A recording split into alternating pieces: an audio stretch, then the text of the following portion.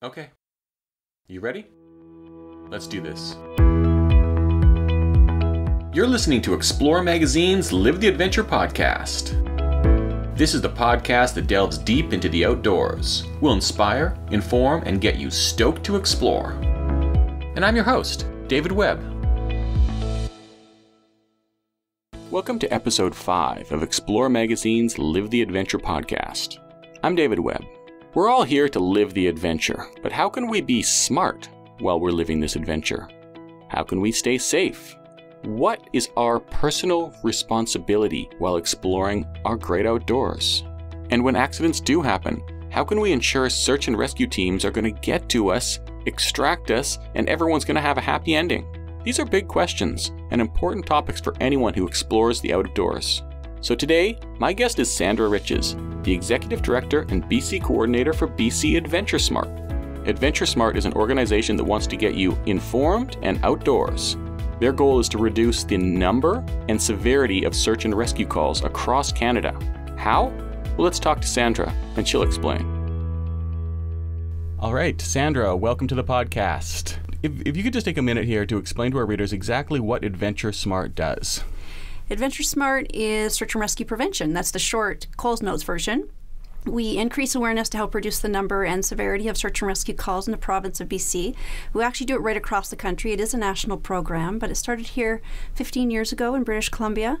And our whole focus is to increase awareness, engage, educate, and inform the public, primarily about what they can do to help us as search and rescue responders. So we ask you to be responsible, be prepared, and be adventure smart, and we do that in many, many ways. I want to talk for a minute about your programs and your concepts to reverse the severity of these calls. If you could just explain further what that means. In BC, we have almost 1,700 search and rescue calls every year, and we'd love that number to drop, there's no question, but we'd also love the severity of those search and rescue calls to be less. And by outdoor enthusiasts being more prepared and following the 3 T's, is which we promote, you can do that. You can be more prepared. And accidents happen, and you'll still need search and rescue. However, if you're prepared enough to spend the night, if you have to, then you have the essentials, the training, and the gear to do it. If you're able to get through a tricky situation until we can get to you, because that might be delayed, that's reducing the severity. So we really promote the 3 T's, trip planning, training, and taking the essentials. And if you could follow those to the letter of the law, you can reduce the severity as well. You mentioned the amount of search and rescue calls in BC every year, and now I know a large percentage of them are right here in Vancouver in the North Shore. In the North Shore Mountains being, I think one time you told me that there were more search and rescue calls in the North Shore than the rest of Canada combined on an annual basis. Well, we'll backtrack ever so slightly. Okay. You're almost there. We do have more search and rescue calls in BC than the rest of Canada. Okay. That's the stat, not Right. North Vancouver. Yeah. North Vancouver is a busy spot, though, there's no question. And they're out of the 80 search and rescue groups that we have in BC. We have 80 different SAR groups. We have 5 really high call volume teams. Those high call volume teams, SAR groups, are based around the Lower Mainland. Obviously, that's where the density is in the population. So Squamish is one of them, Squamish Search and Rescue, North Shore Rescue, Coquitlam, Chilliwack, and Central Fraser Valley SAR. So they're all relatively, if we can think about the map, close to the mass of the South Coast population. So out of the 80, those are the highest call volume 5 groups. And why would you say that is? Oh, easy accessibility. There's no question. There's a few things involved in the equation, and easy access is definitely a plus for those of us who know what we're doing and who are prepared and can follow those 3 T's, but it's also just as accessible for those that aren't prepared and don't have any experience, any training or knowledge. That can be a local, that can be a new Canadian, can be a tourist. We need to be responsible locals and responsible travelers, and that can really help out search and rescue, reduce the number and severity. Mm-hmm. For people who are listening who haven't been to North Vancouver or the mountains around the Lower Mainland, it's important to picture rugged, dense coastal rainforest, canyons, whitewater, endless backcountry that you can access by public transit from downtown Vancouver. I mean, it is quite special in that way, and not entirely surprising that there is that many calls, simply because pretty much anyone can get access to a backcountry trail with less than an hour from the center of the city. So, and it's an outdoorsy culture out here, so I understand that. And would you say that the amount of calls in BC are higher because of the lower mainland, or is there something else going on in BC that we could talk about? There's a lot going on in BC. 24/7, there's a lot going on in BC. We're an active, healthy province. That's how I always describe us, and I think that's a good thing. There's a lot of us who live here or have moved here or decide to stay here, if you were lucky enough to be born here, for great reasons, and a lot of that has to do with the outdoors. We have easy access. Again, great if you know what you're doing, not so great if you don't. And the accessibility draws a certain type of people. We have wonderful front country, back country, slack country, spring, summer, winter, falls. For those of us who love to play outside, this is a place to be. The west side of our country has a lot to offer. So does the rest. Don't get me wrong. Oh, yeah, but for sure. BC has a lot going on for it, and it's an active, healthy province. And now, how long has BC AdventureSmart been around for, or AdventureSmart is a national institution? Yeah, we started the AdventureSmart program in BC 15 years ago with hopes and plans of it growing, but we didn't realize how far it would go, and it went national in 2009. Wow. Based on our success here in BC, and it's grown ever since. We have international interest now and national representation in every province and territory.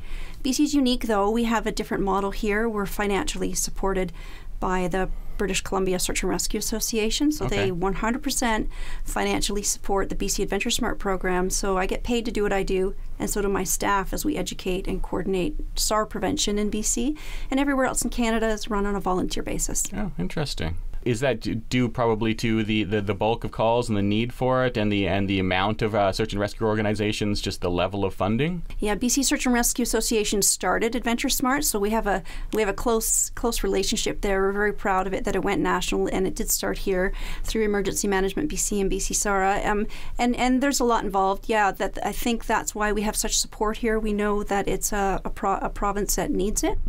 We're looked at internationally and definitely nationally as the leaders in SAR response and prevention. So we work closely as a team. I'm also on the board of directors with BC SARA, and we're a great group of people who are dedicated to response and prevention. Cool. How long have you been at AdventureSmart? Since 2005. Okay. Yeah, I started out as a presenter and traveled around delivering presentations myself with my partner, and then moved up to coordinator and executive director. So, I really feel fortunate. I love what I do. Before this, I used to be a park ranger. Oh, wow. Yeah, I was a BC park ranger for about 12 years. That's a great job, too. Oh, I love that job. It was awesome. I like to be outside. There's no question. That's where I'm happy. So that was a super job. And I got closely, lots of opportunity to work with search and rescue at that time, just as a resource, obviously, and knowing the mountains and the parks well. So that was my introduction to response, and then kind of took the outdoor rec program at Capilano University, and now do this with AdventureSmart in BC. So since 2005, have you noticed a change in the amount, the severity? How is the search and rescue scene, particularly here in the Lower Mainland or in British Columbia, how has it changed in your time? I'd say in the first 5, 6, 7 years of AdventureSmart, it was consistent. We were seeing consistencies, and it's changed. It's grown on all levels in every single level. More calls, more severity, or just more calls? More calls, more severity, more interest in the outdoors, and I think that's the huge factor and the one to hit on, because there's a lot more people that are interested in getting out there. I'm not saying that didn't happen 15 years ago, but 15 years ago it was a smaller crowd, and it was more of a niche market, so to speak. There's more access, there's more interest now, and there's definitely more people out there, there's no question, and not all of them are prepared. And if we have a chance to talk about social media, we can. It's an interesting component, part of the equation. It's not the whole equation, but it's definitely a factor in that, and it does play a role. There's no question. Well, we're on the same wavelength here, because that's pretty much what my next question was going to be. I wanted to talk about social media and how that is impacting and search and rescue calls, particularly Instagram. At Explore, we have a very active Instagram account, and we work with a lot of Instagram influencers, and the outdoors in general, hiking, camping, van life, all these outdoor components are such a huge part of Instagram. I mean, I don't have the stats, but I mean, it's massive. It is one of the most popular, some of the most popular Instagrammers outside of celebrities are people taking pictures of waterfalls and hiking and things like that. So that's obviously having an inspiration effect to see more people going out there trying to emulate these images. And I wonder if you could speak to some of maybe the concerns you've seen arising from this. You tapped on a few things there. Yeah. How much time do we have? We have lots of time. But I'll start with inspiration. And it is an inspiration. There's no question. Most of us are on some form of social networking, and we have platforms, whatever our accounts are, and it's an awesome way to get information, to see what everybody else is doing. And again, it falls back to that. It's great for those of us who know what we're doing, but it's also maybe not so great for those that don't. What it does, it can give a false sense of security when people see these great, beautiful pictures on the peaks, paddling whatever river, swiftwater, backcountry, doing avalanche assessment, whatever the activity is, and the beautiful picture, arms up, peak, sun shining, glasses on, big white teeth smiling. We've seen them all. Those are inviting, and that can be an encouragement and an inspiration to go to the same spot. What the followers or the viewers don't realize is what it took to get there.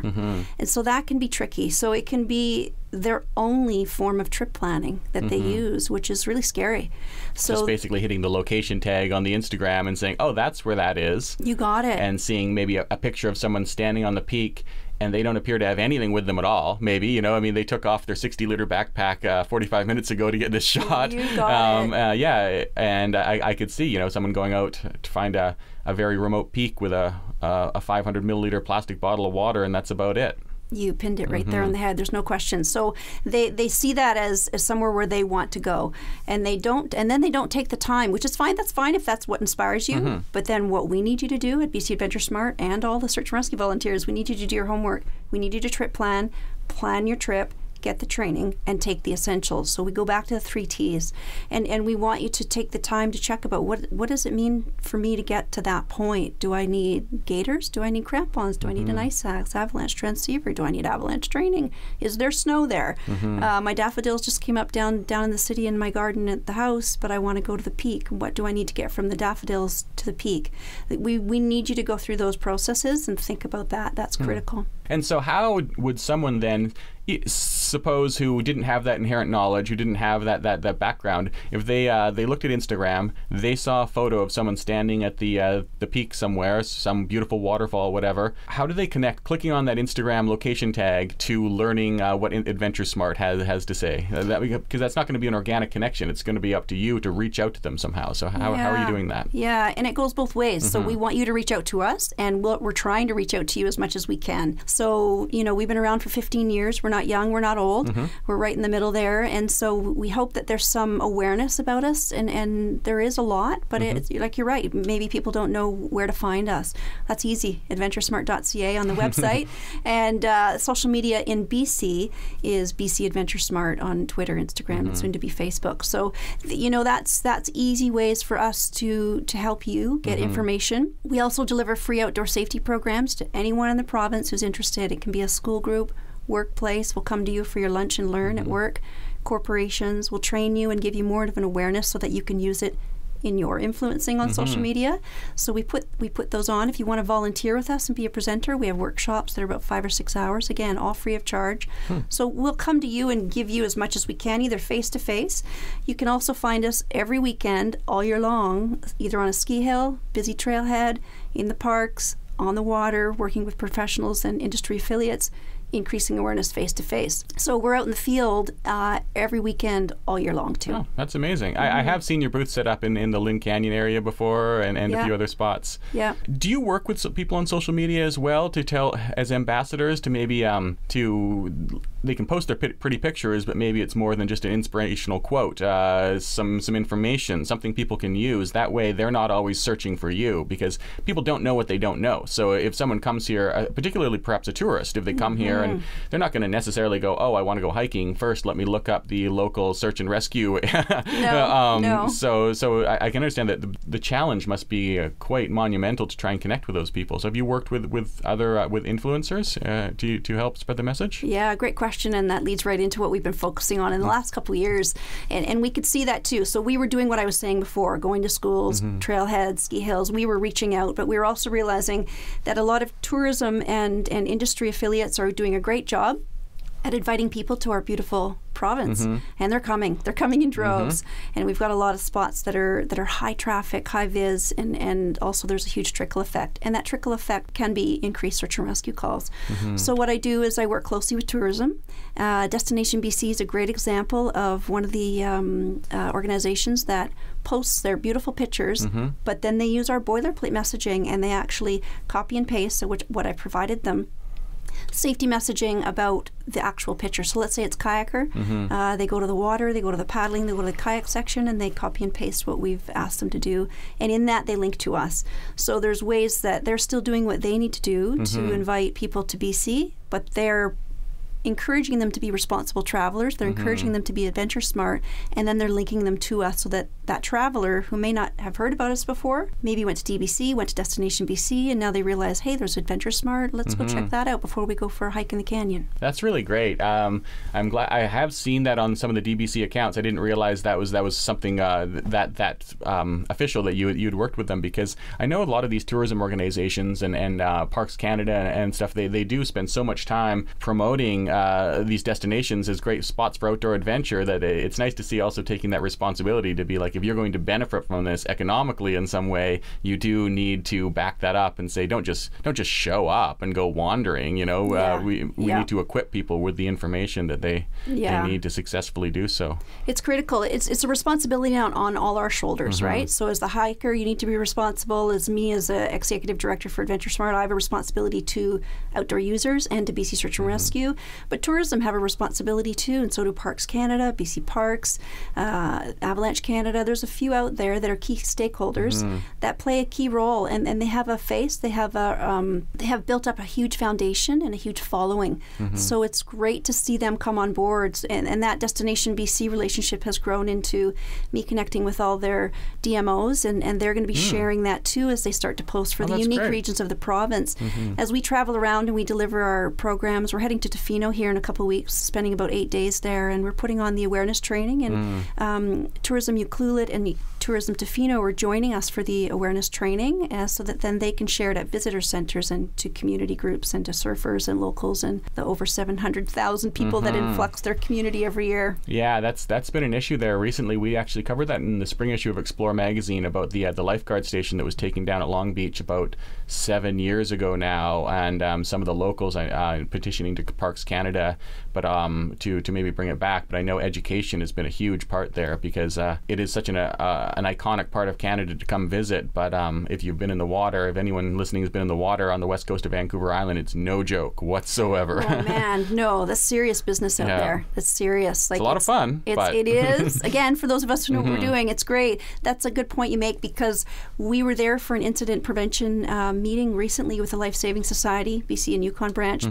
and Parks Canada, and all the West Coast community stakeholders. It was awesome, and my crew were going back to kind of continue that relationship with the locals, and the mayor is a huge supporter, and so are the tourism groups, and we're putting on a few presentations for the schools. We're working with hospitality and tourism and Parks Canada closely, and they created in conjunction with us a new program called CoastSmart. So it's all about specifically just for the west coast of Canada. So you had your hands in that one? I knew about the CoastSmart program. I didn't realize that you were involved in that. That's great. Yeah, because we had our other programs underneath our umbrella, which are curriculum-based, Hug a Tree and Survive, and Snow Safety, Survive Outside, and they modeled the CoastSmart program after the AdventureSmart's curriculum. So we were involved quite a bit, and now continue to work with Parks Canada. So on that trip to Tofino for about 7-8 days, we're delivering the CoastSmart program to students, locals, and training hospitality and that messaging too. And Parks Canada, 2 thumbs up to them, because that project involved a lot. They have an awesome website. There's some great signage there right now along the beaches and the coast that indicate how you can be CoastSmart. It's a good thing. I've noticed the signage in recent times, and I was on the website recently. They have a quiz and all types of things. It was really good. Even as someone I'm from Vancouver Island, I've spent a lot of time out there. I went to the quiz, and it asked some real questions. It wasn't just fluff. I thought it was pretty good to get you thinking about how you're going to manage yourself out in the water. Well, being on those beaches, it's not a fluffy spot to be. It's beautiful. It's gorgeous. It doesn't really get much better. But if you've got your back turned to the water, you could have trouble creeping up on you. So, and it takes you through the paces, and it really tests your knowledge. One thing I noticed too in the CoastSmart particularly is that they were working with some locals too, say local surfers, to help spread the message when they see, if you see someone who's maybe clearly out of their element, maybe talk to them a little bit. Do you do that kind of stuff over on the North Shore of Vancouver or around BC? Spread that message to sort of connect with people who are out in the community, maybe connect with someone who might not necessarily need your education, but to talk to them about how they can spread their message. If they're a very experienced outdoors person, if you see someone on the trail who you think is making a mistake, or you think is somewhere they shouldn't maybe be, is that something we should be doing as outdoors people? Is that something you promote? Yeah, it's a great point to make, because I think we don't always know if we should say anything if we see something wrong, or something that's not safe, or something that we think could help someone get home safer. I think we do. We do have a responsibility, and I think we need to act on it. It's important to do that. It's someone who's in official position, who's in an official position like a park ranger or a warden or BC Parks. They have that because they've got the flashers on their shoulders, and they can stand up in that position with that hat on, quote unquote. But you and I are out there hiking. It's 15 minutes before sunset, and we're coming down from the trail. So you see someone and coming up. Someone coming up, and they maybe or don't have a pack on and no headlamp, and they're in flip flops. Do we have a responsibility? I think we do. I think it's only fair, even if it's received well or not. You did your due diligence, and you could make them think like, oh yeah, you know what? I forgot to check the sunset time, or oh my goodness, I don't have extra batteries for the headlamp that I do have. Like, it might just make them think a little bit about what they're doing, and that can reduce the number and severity of those calls too. Yeah, I remember a few years ago, my wife and I were hiking off the Sea to Sky gondola, and we were coming back down, and this woman and two young kids was about halfway up a 12-kilometer long trail with flip-flops, jeans, no supplies, and she asked us how much farther it was. And my wife and I looked at each other, and we thought, and we just looked at her and we said, you should turn around, and she received it very well. We were nice about it, It's like, this is a nice view here. I don't know how you've even gotten this far, to be quite honest. I was a little bit impressed. I was like, I couldn't have gotten that far in flip-flops and two kids. No. But yeah, I do remember that moment where we thought, like, no, I shouldn't say there's a nice waterfall up ahead, which there was, and it's 5 kilometers away. But it was an interesting moment. So do you, as part of AdventureSmart's education, do you have any resources for anyone who might be interested in, like, how do I approach someone? How do I approach a tourist? I've seen the park rangers do it, and they have the authority, but it is a little difficult to tell someone to turn around, or if you have any is it just a matter of being polite, just gentle? Is that all it is? I think it can be. I think we're all good at that anyway in Canada, where we can be very diplomatic about it and come across as a, hey, where are you going for a hike? Or, it's in some of us to do it. It's also could be uncomfortable and maybe not perceived. That family with her and her two kids were receptive, and she stopped. Oh, she was exhausted. Great. I think it was the best news all day. Was the excuse to be like, okay, we're done. Yeah. But I think we should. I think the more of us do it, we can. We can all be social influencers, either online, face-to-face, on our Facebook, on our Instagram. It's easier to post something and say something than it is to say it in person. But the face-to-face goes a long way. What we do is we also train anyone who's interested in being a volunteer with us. So that might make you feel a little bit more confident when and if you have to say anything. It Maybe allows you could mention that, I volunteer with AdventureSmart, and I just take the moment. I've seen the park rangers do it on the gross grind at about the quarter mark. Telling people to turn around if they see them. Just be like, I don't think so. You should turn around. So thank goodness they're there and do that. I know. Yeah. It's a good idea, because then, if you have some type of official relationship or unofficial relationship with us or any other group that you volunteer with, it can boost some credit to what you have to say. And we have 322 volunteer AdventureSmart presenters. Wow. Exclusive to search and rescue prevention. So in BC? Just in BC. Wow. Yeah, so there's myself and then my staff that travel around, but we've trained over 300 volunteers who are educators, and they go out into their community and share our programs and message, or along a hike, or on their social platforms. So there's many ways to do it. On the social platforms, we started off talking about some of the sort of siren call of Instagram, but how then can someone use their Instagram as a force of good? Are there ways that people could use their social media, whatever they're using, primarily to help keep themselves and others safer? Yeah, that's easy. I think that's, we do that on a daily basis. We post safety tips and events, and Trip Planning Tuesday is our faithful weekly post just on Tuesdays. But every day we've got something out there, but that's our job. But for you as just someone who loves to hike, bike, paddle, or whatever your thing is, you can do it too. And you can either get in touch with us and share our consistent boilerplate messaging. It's easy. I'll just send it to you, and you go ahead and use it and abuse it. It's great. And then that creates a consistent language within the outdoor community, and there's no discrepancy of what's being said. But nonetheless, if you can still promote safety, I'll give you a pat on the back for that, and that's easy. And tag us, link to us. You know, we're the resource. We have resources. We have programs. We have everything for you. You can do that in your own way too. But if you want to follow the consistent messaging, let me know. Otherwise, just go to our site, see what we do, and see how we're doing it, and post a few and see what we say. And it's an easy way to share. One of the 3 T's you talk about, trip planning. I know there's a new app that you have, which we'll touch on in a little bit, but I remember we spoke last year, and I thought one of the interesting trip plans that people can use is actually Instagram. If they want to go out on a hike, posting a selfie, that's what you look like today. This is the trailhead where I am. This is how long I'm going out for, and you know, I'll be back later. And I thought that was such a beautifully simple trip plan. And it's not the best. It's not an extensive trip plan, but I mean, it's certainly better than nothing. So it's something for people to consider, that you could post a selfie for your own safety kind of thing. Yeah. There you go. Yeah, trailhead selfies. Yeah. And it's been used over the years, either on Facebook and Instagram. It can be easily done too. So that's an easy way. What we want you to do is to file a trip plan.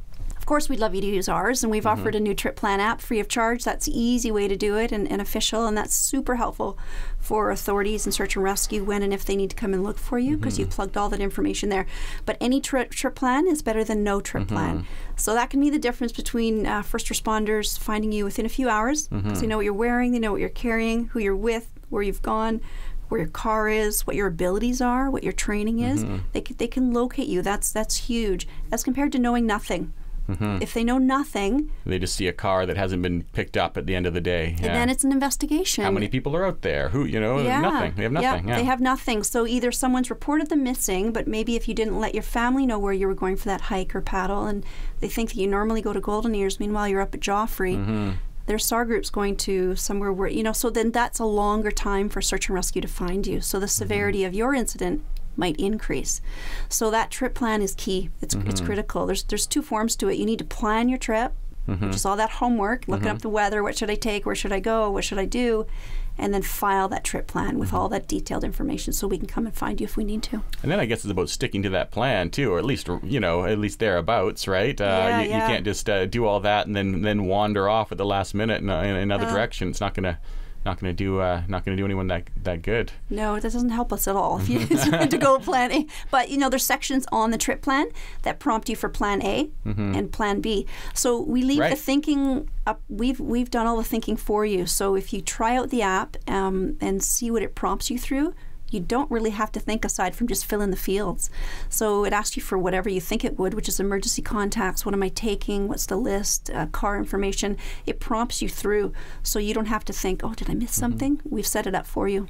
So searching AdventureSmart on the App Store and Google Play, that would be the way to do that? You got it. It's there, free for the taking. It's really interesting, too. I know in this age of connectivity, it's particularly what makes the North Shore Mountains, I don't like to use the term dangerous, but perhaps hazardous is a better term, is how quickly you can get out of cell phone range too. And it's important for people to understand that, particularly tourists or if you're not used to these areas, that I think Lynn Headwaters Park is a good example, that I think if you cross the Seymour there, you're out of cell phone range. You might even be out at the parking lot. You are out at the parking lot. You get to the end. I ride that faithfully a few times a week and hike up there with the friends. And you get to the end of that parking lot right there at the gatehouse, just at the end of the road. Boom, no service. And for people who are listening who aren't familiar, I mean, this is a well-trafficked area, easily accessible. A bus will drop you off not far from this parking lot you're talking about. So if you wandered out there thinking that you could call if you got in trouble, you can't. It's too late already. So that's the trailhead selfie isn't even good enough there. You'd have to do a selfie 500 meters before the trail. So I guess the trailhead selfie, like you said, is better than nothing. It's kind of like leaving a note on your fridge. I mean, it's better than nothing, but the Trip Plan app is something people should check out. Or they also have a PDF as well you can download, and if you'd prefer to do an old school trip plan. Write it out. Old school is a sticky note on the fridge or on the counter left for mom before you head out. Like I said, anything is better, even if the first responders know what vicinity you're in, i.e. the provincial park park, the national park, the regional park, if they know you're in the Lower Mainland and on the North Shore Mountains, if they think that you are in Prince George heading out to go for a hunting trip with your friends, they have the idea of where you're going. They just to have that region is critical. We have 12 different regions in the province that search and rescue respond to, and in those regions there's a number of different SAR groups, and again there's 80 search and rescue groups and 2,500 volunteers, unpaid professionals. That's incredible. That respond to over 1,700 calls every year, and they're a busy group. They're a dedicated group, passionate people who want to come and bring you home, but they would also love to see the severity and the number of those calls go down. Yeah, it's an interesting idea. About the severity and the number. Obviously, the severity is always a goal to bring it down as much as possible. But in the sense that almost like a paramedic couldn't expect to go an entire year without an ambulance call, search and rescue is basically a fact of life, isn't it? I mean, maybe in a utopia you would have no search and rescue calls, but is that even a viable goal? Really? Or would that mean that no one's going outdoors anymore? Which is not what we want, right? You know, if you visit us on adventuresmart.ca, our tagline is get informed and go outdoors. We want you to go out. We love going out ourselves. And that's the whole point. We're not here to stop you, and we don't want you to stop. That's how we keep active and physically fit, mentally healthy. You know, my kids know that if I don't get out there, Mom's not a happy camper. She's a bit grumpy. So we want you to keep going and doing those things. We just need you to do them safely. Oh, for sure. You know, and will those numbers drop dramatically? We'd like to see that happen, but there's so much involved in that equation. It's not just a matter of that number dropping. We have more people moving to BC, to the Lower Mainland. The population's growing. The diversity of our population is very massive, and meeting the needs of all the varied demographic just in the Lower Mainland is a challenge of mine, and trying to meet the needs of different languages and different understandings and cultures. And you know, people move here and travel here because we have access to the outdoors. Yeah. That's one of the main attractants. So we can't dismiss it. We have to be a part of the solution, and so do you. So do all the listeners. They have to be a part of that solution. That's where we're transferring that responsibility over. So years ago when I was park ranger, people used to register with us before they'd go for a hike, and they would check in and check out with us. No longer in most places now. That's up to you to do. Not enough staffing for that anymore, right? No way. Not enough resources and staffing for that. So that responsibility is you. As a local New Canadian visitor tourist, you're responsible for you to let your family know where you're going, so search and rescue can find you when and if. The question of responsibility is an interesting one. It comes up a lot, I know. I mean, anyone who lives in the Lower Mainland particularly, search and rescue news stories are quite common. And so are people weighing in on them in the public, or whether or not you know, the person who got rescued was responsible enough, would be a nice way of putting it, I suppose. But in the spring issue, there was this interesting image we published, and it was we knew it was going to be controversial. It was an image of this kayaker dropping a 33-meter waterfall in the Northwest Territories. There was 5 of them that went over. 2 of them required rescue. 3 of them didn't. It was criticized by the government. It was a big discussion last year, and we want to ask our readers about, what do you think about something like this? Like, these people, were they dangerously irresponsible, or did 2 of them just have bad luck? And it's led into a very interesting discussion with our readers, almost all of whom who've responded just said, no, they shouldn't have done it. They shouldn't have been there. They wasted the search and rescue's time. You shouldn't do something like that. But it does get into this discussion of, where is that line? I mean, is a tourist walking out unprepared and needing to get rescue, okay, you could say they're naive. They didn't know what they were getting into. Maybe they've come here from Hong Kong, and this is their and they went hiking into the wilderness and had no idea what they were getting into. Or then you have an experienced hiker, a local Vancouverite, does everything right, but slips and breaks their leg. You can't do anything about that, you know. Maybe you could have, but that's a real accident. Sure. Versus the other one being someone doing something that the general public might consider excessively risky, but perhaps they felt they were working within their own parameters, and then needing to be rescued. It's a big topic. I know I just threw a lot at you, but is there discussion within the search and rescue industry about, for lack of a better term, the stupid line, like when people cross it, you know? I mean, and how is that approached? That's a loaded question. Yes, I know. It was a long question as well. It was a long question. I was paying close attention, actually. And you described 3 different user groups, right? And they're all unique to their own, and they all have different background, education, in training, and that could be a lot or very little or none. And different comfort zones. You hit on a few really key points. They were all really good points. And that falls back to me as the executive director for AdventureSmart. And how do I educate those 3 users? 3 of many, right? There's many others, but those 3 ones hold beautiful hats. And how do I reach that person? It's different to educate you based on your experience than it is to educate that person from Hong Kong who's excited and ready to go, really doesn't know what we expect them to be responsible for here, as compared to how do I reach that, am I preaching to the converted, to that experienced kayaker who wants to shoot off that whitewater area, and how am I supposed to reach them because they know it all?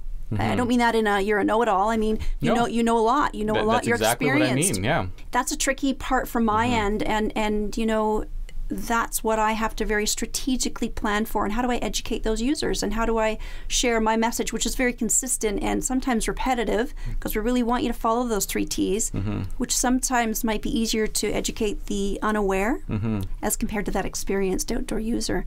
So it's I would say, I definitely. It's a challenge. Yeah. It's a challenge. It's much easier for that newbie than it is for that experienced. Because they likely know that they don't know anything, right? Yeah.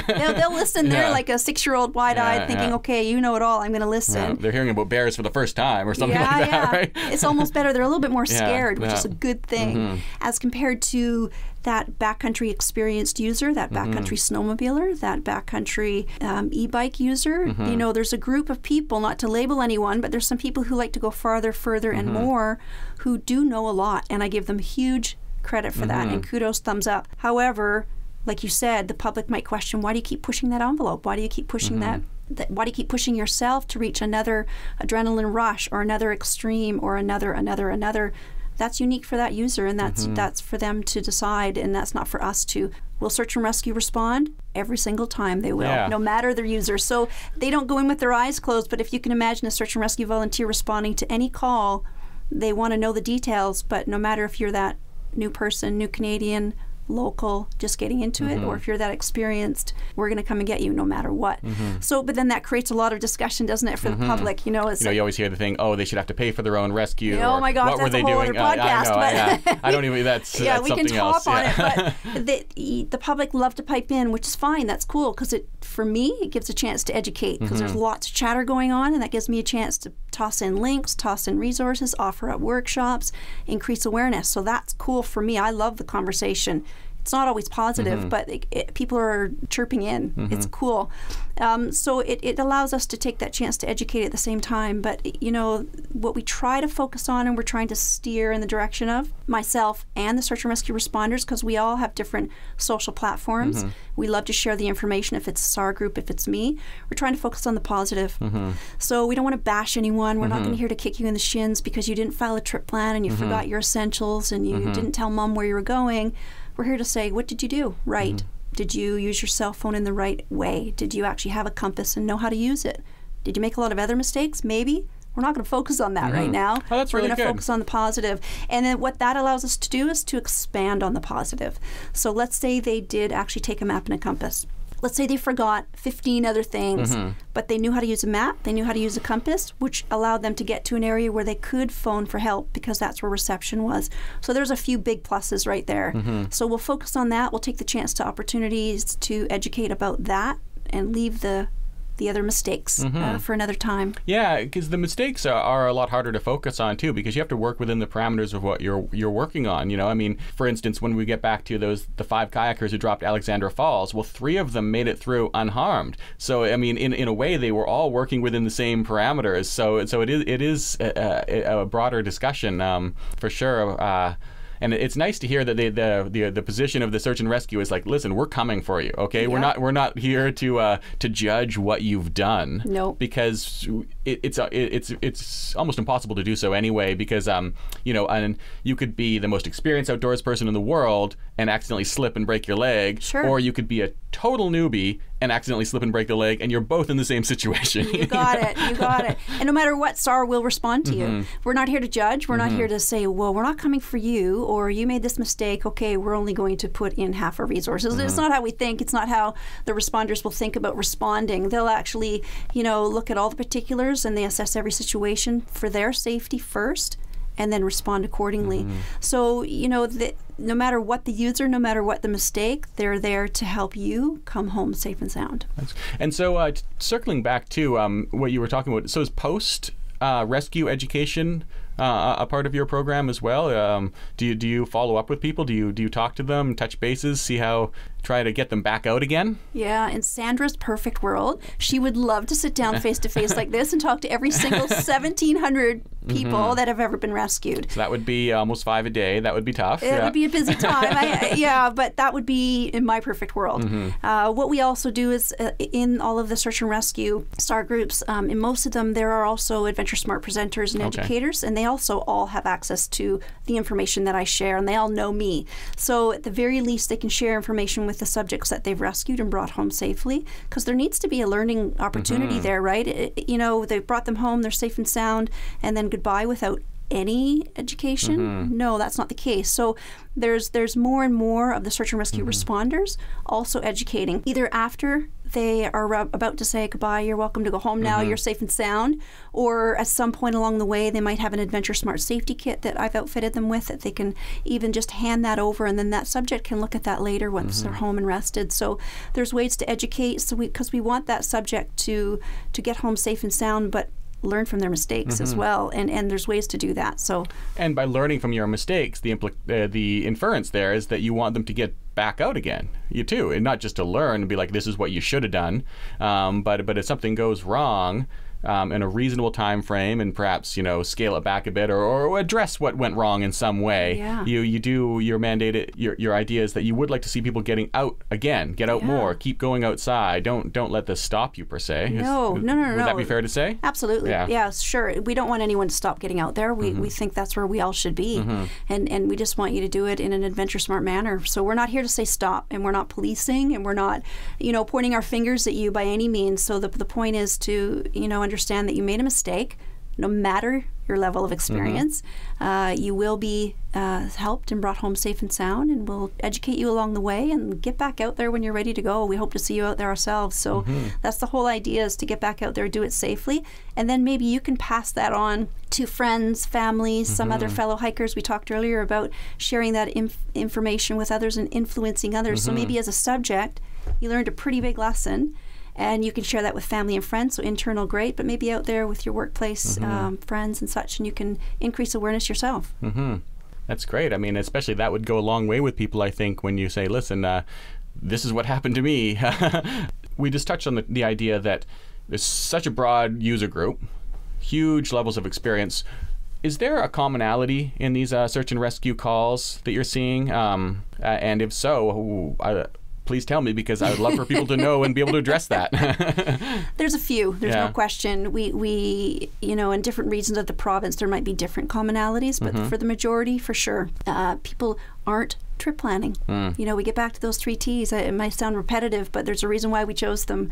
So people aren't doing their homework, and what falls under the trip planning umbrella is people aren't checking when that sun actually sets, and did they actually pack that flashlight, headlamp, extra batteries, a light source of something, right? They have to go through the processes and really think, what if? Do they have the right footwear? We talk about flip-flops and poor footwear choices a lot here on the Lower Mainland because things are so easy to get to.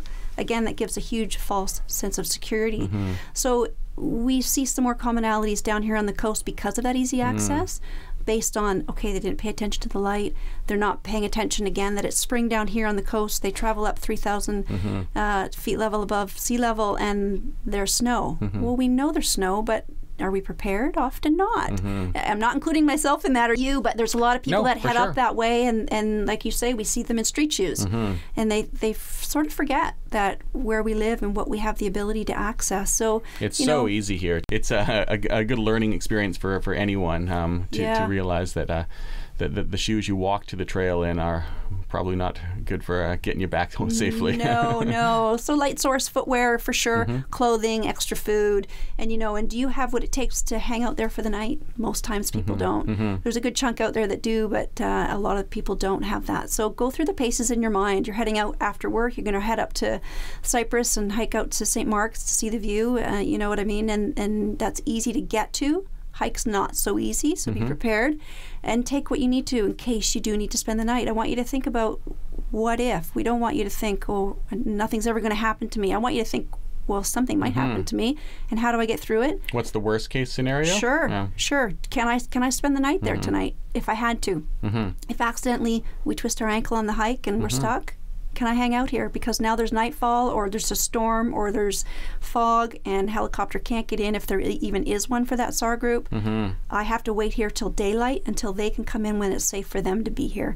So you need to be able to sustain yourself, which is reducing the severity of those calls. That's probably such an important lesson for experienced people to realize that, you know, especially if you have some stomping grounds, you know, something you go trail running on every Saturday morning or something like that, to realize that, like, yeah, you're going to do 100 trail runs and be fine, or you probably have been fine for the last 100 trail runs. Sure. What's 101? What, you know, and I think myself, I've been guilty of it 100%. I'll admit to that on this podcast, of going out of cell phone range, and you know, with my dog, going for a run or going for a walk. I'll use the Lynn Headwaters because it is an example of where I do that, and realizing that, like, I didn't necessarily check my day pack. It's usually already loaded, but did I confirm? Maybe I took that compass out. Maybe I took that flashlight out, and you know, sometimes I've checked and been like, yeah, I did. I took the first aid kit's in my other backpack. I didn't bring it this time. I know. What an idiot. I know. You know? I know. And again, there's that easy access, right? We're really fortunate. Because it's 15 minutes from my house, so it's just bomb right there. Yeah. We're so lucky to have that right here. It's just crazy. And that's right up the corridor along the coast into the valley. We have super great access where some people plan trips to come and do what we can do after work. So it gives us, at times, a false sense of security, right? And you know, we can think about how easy access this is in the summer. It's the same in the winter. We have great backcountry terrain if you want to go snowshoeing and touring, and you know, do you have the avalanche training? Well, you should, right? That's what we work closely with Avalanche Canada and talk about that, and just having the understanding of what's back there. What am I getting into? Am I knowledgeable? Do I have the gear? Do I even know how to use the gear? You know, I may have rented it from MEC, because that's what I'm supposed to do, and I'm supposed to carry it, but do I have a clue how to use this transceiver? Yeah. Do I know how to efficiently dig you out if you get buried in the snow? So there's a lot to think about because of that access. I think snowshoers, lately it's been becoming more of an issue as well, because I think for backcountry skiing, it was pretty ingrained in people about that avalanche safety, and the average person isn't just going to go out backcountry skiing if they've never been before. But snowshoeing, with the lightweight equipment, with the ease of access, with the popularity, I noticed just in news reports and anecdotally more and more incidences relating to snowshoeing, that just because you're on snowshoes doesn't mean you don't need a transceiver and a pole and a shovel. You know, obviously not if you're just walking around the marked trails in Cyprus or something like that, but if you want to go into a park, then yes, you need it, because you can be in the Alpines so quickly. And it's important to remember, I think, that all this taking essentials and trip planning, it applies to these sort of minor things we do as well. You know, I mean, if I went out for a week on the West Coast Trail, I would be geared up. I would be 100. I'd have my spot locator beacon. I'd have everything going on. And why do you think that is? Because I guess I'd be looking at the worst case scenario. I'd be going at the unexpected. I wouldn't. I'd probably be taking that trip more seriously than I would. Just going for a Saturday morning hike on the North Shore, and that's probably an easy trap to fall into, because I know I fall into it. That's a great way to put it. I'm going to steal that. That's an easy trap, because I often use that example. Say if whatever you're into, if it's backcountry snowmobiling, if it's sledding, if it's hunting, whatever your thing is, if it's heading out on the West Coast Trail, you plan more because it's a bigger deal. You have farther to go. You have a bigger adventure, so you actually just automatically trip plan. You start to go through those processes. But all this easy access stuff, people don't go through the processes as much. And you brought up snowshoeing, which is key. Everybody has just so drawn to it now. It's crazy. It's everywhere. The masses are out there, but not with that same mentality that backcountry touring, or if you're skinning up into the backcountry and going for a ski, it's a different group of people. So this is what we call, not to label everybody, but we work closely with Avalanche Canada in trying to reach those snowshoers and the unaware user, no matter if you're on microspikes or snowshoes or on your hiking boots. It's easy access, and it's more popular. It's great exercise. It's fun. It gets you out there. It's bringing in droves. but that group is unaware. We put on great workshops and deliver our Survive Outside program and snow safety to those unaware groups at MEC and different groups at universities. And we'll put on events ourselves and run them in different theaters so we can increase the awareness of that unaware person and let them know that we want you to go do what you're doing, but here's a few things you need to do before you get there. I would wager to say a lot of experienced people are guilty of it, as well as the inexperienced people. It's almost worse when you're an experienced person because you know better. Yeah, we fall into a trap in that too, right? And we get comfortable and we feel confident, and that confidence is great, but it also can get us into situations maybe where we should have remembered a few certain things. You know, it's tricky when you go to the groups that are experienced, and there's a lot of great groups out there that we deliver our programs to, if it's snowmobilers, if it's surfers, if it's, you know, these are knowledgeable, skilled, experienced outdoors people. It's awesome. There's always great friendly reminders, though, to do a few things, right? And they would be reminders as in, I'm educating you on this for the first time.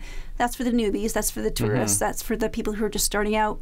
We still love to give reminders to those who are experienced, and they have a lot to share with us. We always ask about different tips and tricks about what you do in the outdoors to keep yourself safe. I've always learned something at every workshop, so it's great to gain back as well, and then we can incorporate that into our program.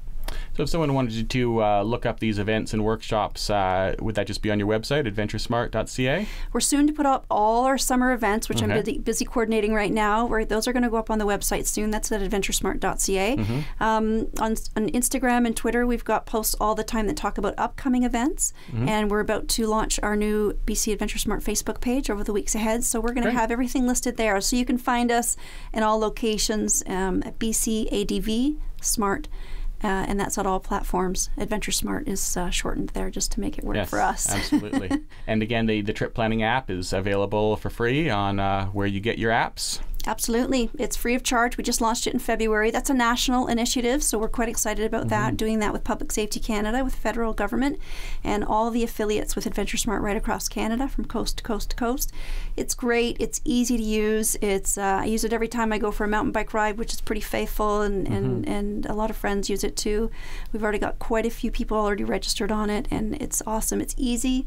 A little tip I'd love to give you. So if you get to start to use it and you've got a few on there, let's say for mountain biking, one's for surfing, sledding, whatever, keep going back to the same activity and just edit that one you've already created. So don't create a new one every time. Okay. Because my emergency contacts pretty much stay the same all the time. Right. I always have my essentials listed in there, and I add to it season and sport specific. So there's a few consistents in there. So just go back and edit, update, and off you go. Get out there. Have fun. Exactly. Get informed and go outdoors. Yes. Yeah. Thanks for joining me today, Sandra. My pleasure. Happy to help. I have to say that's given me a lot to think about. And I hope it has you too. How many times have you gone outdoors, gone for a hike, gone for a paddle, and not followed the 3 T's? You made it back, probably. Everything worked out, likely. But what happens when it doesn't? Part of the reason we go out there is for unexpected joys and wonders. But there's the other side to that. The other unexpected that we need to prepare for, not only for ourselves, but for the dedicated search and rescue teams who are going to come looking for us, like Sandra says, no matter what. So let's help them out. Be adventure smart, follow the 3 T's, get informed, get outside, and live the adventure. I'm David Webb. Thanks for joining me today.